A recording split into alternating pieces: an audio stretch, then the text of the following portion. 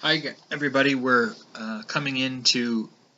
the fifth session, the fifth kind of module or topic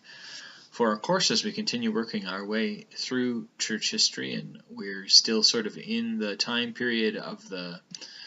second, third centuries or thereabouts. Last week we focused a great deal on the notion of heresy and on some of the teachings and the stories of particular notable early heretics and how their ideas and their existence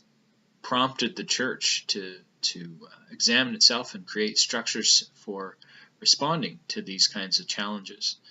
And so we wrestled with the meaning of the word heresy and begun to be familiar with some of those most famous early examples.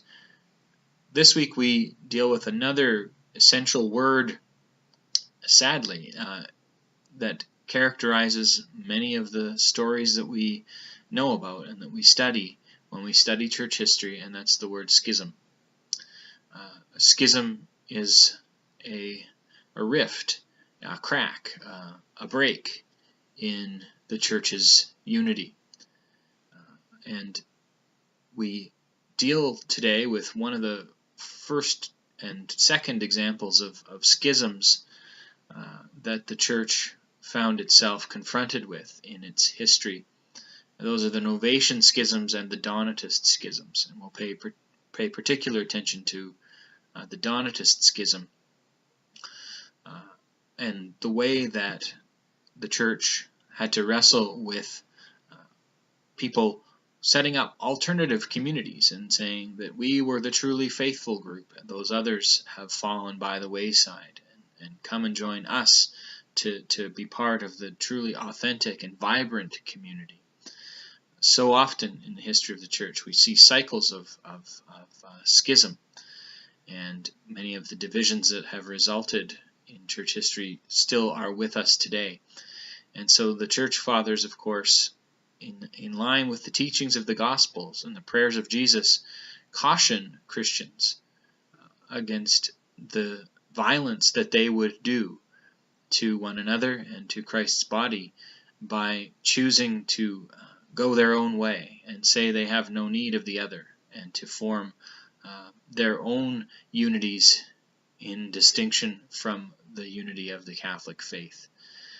We'll look at some of the issues involved in some of those first schisms and where they came from, how they happened, and how the church responded to them.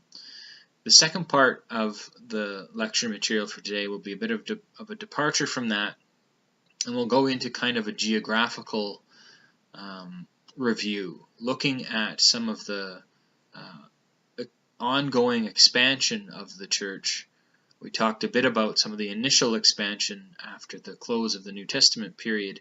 We'll see the borders of the church, the boundaries, the locations begin to move further out, and talk a little bit about some of those first missionary enterprises to different parts of the Roman Empire and beyond, paying attention to centers that become particularly important, as well as the tensions that begin to arise between different parts of the church that have different cultural backgrounds, different languages. Again, this too is part of the history of the church, these tensions that arise for all sorts of different reasons. And so we need to pay attention to knowing where the church goes and when, and how the gospel was received in those places, and also begin to see the church wrestle with how the diversity that would become so much a part of it can be held together in the tensions that are necessary,